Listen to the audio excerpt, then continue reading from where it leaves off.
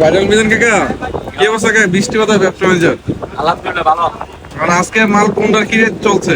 এটা পটল 30 টাকা, পটল 30, এরপরে ধনিয়া পাতা কেজি কত? ধনিয়া কেজি 100, গাজর 70 টাকা, বরবটি 60 টাকা, 60, পেঁপে 50, লেবু 20, 20, বেগুন 50, তারপরে ভেন্ডি 30 টাকা, ফুলকপি কত? 70 টাকা, 70, শসা 40, 40, এদিকে দা চিচিঙ্গা চিচিঙ্গা কত? 30 টাকা, করলা 40, টমেটো 50, কৃষক মোড়া কত?